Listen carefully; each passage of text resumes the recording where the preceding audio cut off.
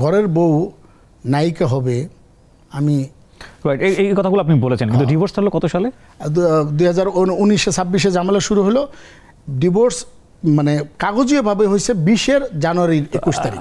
আজ থেকে প্রায় 6.5 বছরের কাছাকাছি। এবং এই 6.5 বছরের জীবনে আপনার ব্যাচেলর লাইফ, আপনি বিয়ে শাদী করেন নাই, সিঙ্গেল ফাদার এবং সন্তানও আপনার কাছে নাই। এখানেই শুধু থেমে থাকেনি, এরপরে ধাক্কাগুলো আরও বড় বড় ধাক্কা, এবং এই ধাক্কা থেকে একজন মানুষের সুস্থভাবে বেঁচে থাকাটা আমাদের সমাজের জায়গাটা থেকে অনেক বেশি টাফ। প্রতিদিনের ব্রেকফাস্টে আমি রাখি অল টাইম ব্রেড দিয়ে তৈরি হেলদি অ্যান্ড টেস্টি সব খাবার। All time bread, all time healthy life. আপনার এক্স ওয়াইফের সঙ্গে পরিচয় তো মিডিয়াতে কাজ করতে গিয়েই বোধহয়। না, এইটা নিয়ে আমি আসলে এক্স ওয়াইফ নিয়ে কিন্তু কোথাও কিছু বলি না, বলতে চাই না, একটা মাত্র কারণেই, কারণ সে যতদিন বেঁচে থাকবে ততদিন আমার বাচ্চার মা হিসেবে বেঁচে থাকবে। না, আমি অসম্মানে কিছু শুনতে চাচ্ছি না, মানে ওই জায়গাটা একটা পার্ট। তার সাথে আমার পরিচয় আমার ফেসবুকে পরিচয় হয়েছিল।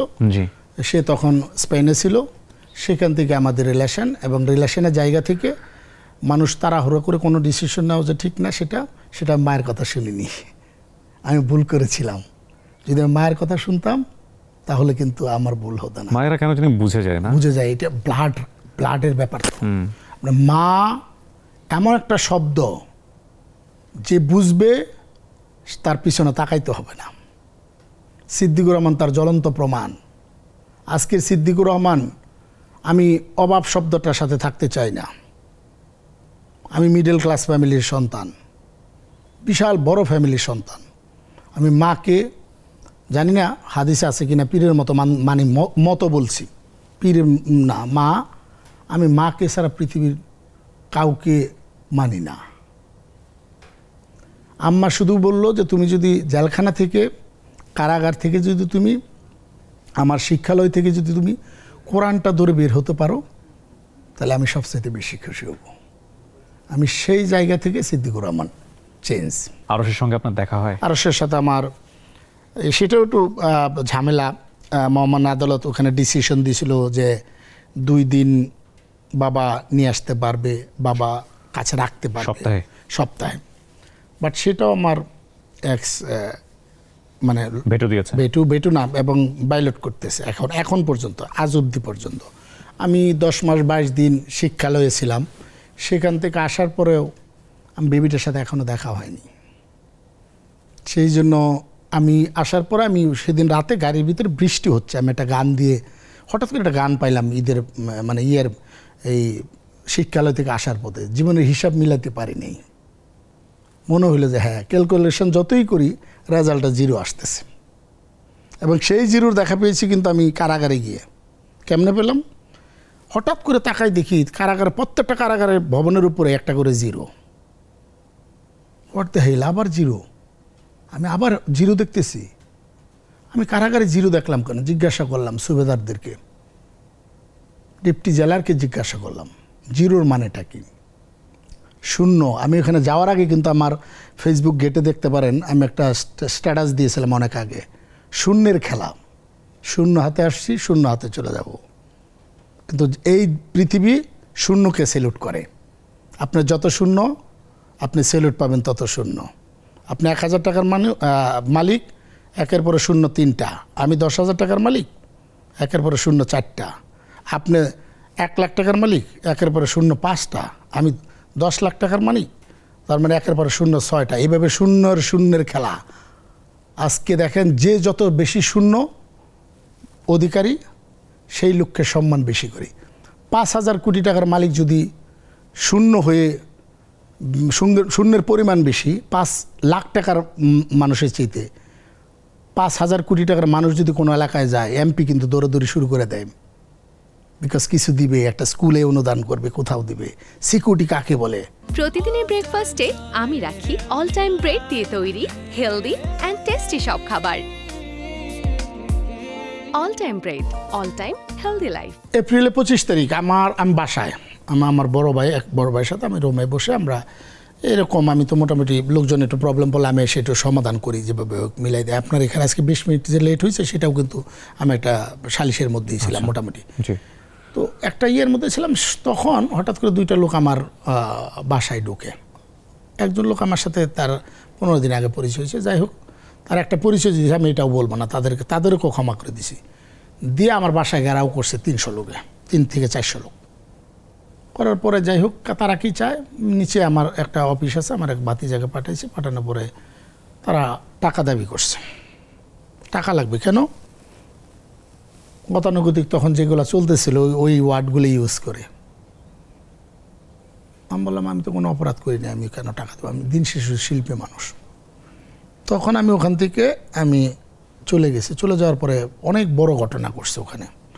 আমার বাসা ভাঙার প্ল্যান ছিল, ভাঙতে পারে নাই। প্রশাসনকে আমি সাথে সাথে জানাই দিই, প্রশাসন আমার বাসা হেল্প করছে। হেল্প করে 26, 27, 28 আমি বাইরে ছিলাম। 28 তারিখে আমি আসছি, আইসা ঢাকায় এসে আমি ছিলাম বোনের বাসায়। বোনের বাসা থেকে হঠাৎ করে সকালে ফোন আসছে, আরশের ব্যথা হচ্ছে। কিসের ব্যথা? আর আমরা তো কমিউনিকেশন করতে দেয় না, ফোনে কমিউনিকেশন করে না তারাও। আরশের আপনার অ্যাপেন্ডিসাইটের ব্যথা। কোথায়? অ্যাপোলোতে। আমি যে কীভাবে বেরোইছি কীভাবে বলতে পারবো না, আল্লাহ জানে। গাড়ি নিয়ে বেরিয়েছি, জাস্ট যখন আমি এফডিসির ওই মোড়টার ওই কোনাটাতে আসছি, আমি মন মানতেছে না যে আমার বেবি ওটিতে ঢুকবে। কারণ আমার বেবির জন্মটা অ্যাপোলোতে, অ্যাপোলোর ওখানে সব অ্যাড আছে। আমি ওখান থেকে বাইক করছি, আমার বোনকে বলছি তোরা গাড়ি নিয়ে যা। আমি বাইকে, আমার বোন 10 মিনিট আগে চলে গেছে গাড়ি নিয়ে, আমি 10 মিনিট পরে গেছি, যেটা আমি আগে যাওয়ার জন্য করছিলাম। গিয়ে দেখি যে আরও স্টেতে শোয়া, ও উটিতে ঢুকাবে। ডক্টর বলছে সিদ্দিক ভাই আসলে কথা বলার পরে ঢুকাবো আমরা, তার আগে ঢুকাইতে পারবো না। আরশকে যাই হাত দিয়ে ধরলাম, ধরে বললাম বেস্ট অফ লাক বাবা, যাও তুমি ওটিতে। ওটিতে গেল 40-45 মিনিট পরে। 5 বছর পরে আমার এক্সের সাথে সেই দিন আমার ওখানে দেখা। 5 বছর পরে, আমি তার আগে কখনো তার চেহারাও দেখি নাই বা কখনো দেখাও হয় নাই। গড ওই দিন দেখলাম। পরে ওটি 40 মিনিট পর অপারেশন শেষ হলো। ডক্টর বললো একজন যেতে হবে। ওদের যে অ্যাপোলোতে তো আমি আমার বেবির জন্মের আগে থেকে আমরা চেক আপ করাইতাম মনোরা আপারাকে দিয়া। ওখানে গিয়া বললাম, আমি ফোন করলাম যে দায়িত্বে, উনি বললো ও সিদ্দিক ভাই আপনি আসছেন? বলে হ্যাঁ, আরও সেও জানে। পরে যাই হোক আমাকে বললো যে 2 জন অ্যালাউ করো। উনি বিষয়টা জানে যে আমার এক্সের সাথে আমার ডিভোর্স। পরে বললাম যে মাকে আগে দেন, সে 20 মিনিট কথা বলে আসুক, তারপর আমি যাবো। তারপর গেলাম, তারপর আমি যাইয়া তাকে ক্যাবিনে রেখে আদর দিয়ে, সেদিন আমি জড়াই ধরতে পারিনি আমার বেবিটাকে। বললো বাবা, ও আবার জড়াই ধরলে খুব খুশি হয়। আমি আসলাম যে পরের দিন গিয়ে আমি বিলটাও দিব। ওই দিন আমি কার্ড দিতে চাইছিলাম কিন্তু নেয় নাই। যাই হোক, পরের দিন আমি সকালে তো ওই যে গেলাম বিআরটিতে, আসার পথেই তো তারা আমাকে ব্লক করলো। ব্লক করে তারপরে তো আমাকে যেভাবে মবটা করছে সারা বাংলাদেশের মানুষ জানে। এবং এখানে নাকি একটা প্রচার করছে আমি গাড়ি থেকে নেমে গাড়ি লেগে গেছে, তারপর নাকি আমি কারোর সাথে গণ্ডগোল করছি। সরি টু সে দ্যাট এই ধরনের কোনো ঘটনা ঘটে নাই। ওখানে তখন উপস্থিত ছিলেন 20তম বিসিএসের অ্যাডিশনাল সেক্রেটারি অ্যাডিশনাল ডিআইজি। সে তার গাড়ি দেখার পর আমি গাড়ি থেকে নামছি, নাহলে আমি নামতাম না। ফ্ল্যাগ লাগানো গাড়ি, পুলিশ সপ্তাহ চলতেছিল তখন। পুলিশ সপ্তাহতে থেকে আসতেছিল রাজাবাগ থেকে। আমার ঘটনাটা ঘটছিল ডিবি অফিসের কোনাটায়। অদ্ভুত। আমি বললাম ভাইয়া তোমরা এরকম কি, যারা আসছে বলে এই যে ধরনের ল্যাঙ্গুয়েজ বলতেছিল আমি এগুলো বলতেও চাই না। তখন ওই ভদ্রলোক ডিআইজি, অ্যাডিশনাল ডিআইজি, উনি 20তম বিসিএসের, কিন্তু ওনাকেও বৈষম্য করা হয়েছে। উনি তো থাকার কথা ডিআইজি।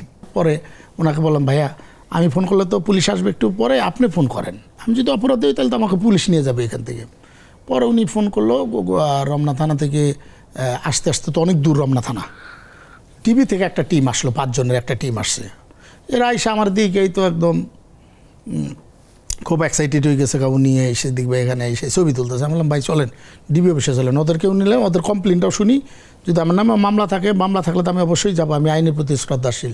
আমাকে বলবেন সিদ্দিকুর রহমানরা তো পালানোর লোক না, আমি তো পালাই নাই, সত্যি কথা। পালানোর লোক না বললে আবার আরেকটা ডায়লগের সাথে মিলাই ফেলতে পারে। যাই হোক, ডিসি ফোন করছো ওনাকে, তোমরা কোথায়? বলে অমুক জায়গায়। কেন? বলে যে এরকম স্যার অভিনেতা সিদ্দিকুর রহমানকে কিছু ছেলেপেলে করছে। তখন বলছে যে উনি তো বাই ফোনেই বলতেছে, আমি শুনতেছি, আমি ওনার কাছে, একদম কাছে। বলতেছে সিদ্দিক ভাই তো, এই সিদ্দিক ভাই ভালো লোক যদি থাকে, এই ওনারা যদি বোকার মতো যদি আমাকে নিয়ে যেত, যদি সত্যি কথা ওনারা ওই বোকামিটা করলে এই যে মবের সিস্টেম, পরেটুকু তো সবটাই স্ক্রিনে আসছে। যত ওই আপনার ছেলের সাথে লাস্ট দেখা না? ওই যে দেখা করে আসলাম। পরের দিন যাই কিন্তু আমার দেওয়ার কথা, আমার হসপিটালে বিল দেওয়ার কথা। আর সুযোগ হয় না, আর সুযোগ হয় না। আজ অব্দিও সুযোগ হয় না। আর সব সুযোগ হয় না, এবং আমি ফোনেও কমিউনিকেশন করতে পারি কম, দেয় না। প্রতিদিনের ব্রেকফাস্টে আমি রাখি অল টাইম ব্রেড দিয়ে তৈরি হেলদি অ্যান্ড টেস্টি সব খাবার। All time bread, all time healthy life.